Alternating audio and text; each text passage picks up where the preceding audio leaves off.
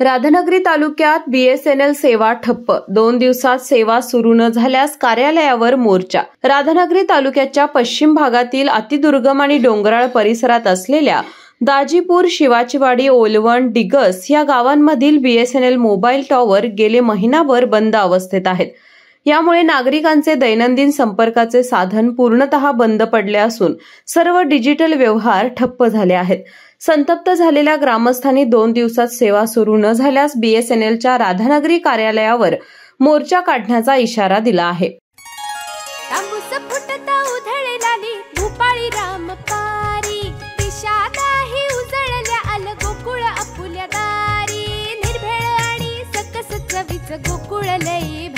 गोकुळची दर्जेदार दुग्ध उत्पादने। गोकुळ, अस्सल चव कोल्हापूरची।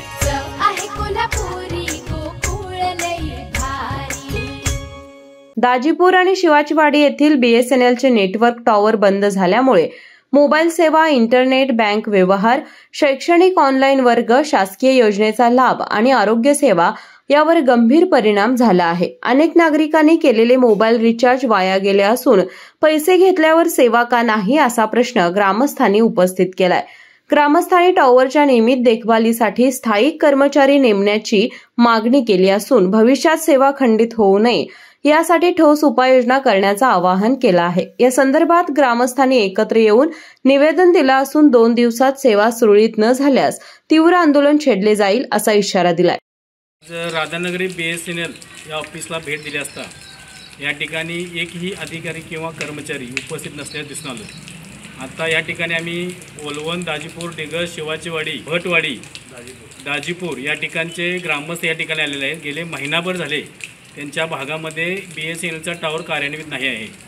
या ठिकाणची चौकशी केली असता तर MSCBने अजून लाईट चालू न केलेल्याचं कळतं, परंतु अधिकारी संपर्क साधला असता काही अधिकाऱ्यांचा फोन संपर्क क्षेत्राच्या बाहेर दाखवतोय। तर या ठिकाणी फक्त एक टेक्निशियन उपस्थित होते। त्या टेक्निशियनना आपण या ठिकाणी आता निवेदन दिलेलं आहे। 2 दिवसामध्ये जर बीएसएनएलचा टॉवर या भागामध्ये जर कार्यान्वित झाला नाही तर या ठिकाणी सर्व ग्रामस्थांच्या वतीनं मोर्चा काढण्यात येणार असल्याचं आम्ही या सर्व या ठिकाणी निवेदन देण्यात आलेलं आहे। यावेळी मनसे जिल्हा उपाध्यक्ष राजेंद्र चव्हाण, सुनील मोहिते, प्रकाश चव्हाण, सिद्धेश मोरजकर, शिवाजी भोसले, संतोष महाबळे, नारायण पाटील, संतोष पाटील, रामचंद्र कदम, जगदीश पाटील यांच्यासह परिसरातील अनेक ग्रामस्थ उपस्थित होते। केके न्यूज साठी राधानगरीहून मिलिंद कांबळे। अशाच नवनवीन अपडेट पाहण्यासाठी आमच्या केके न्यूज चॅनेलला सबस्क्राईब करा।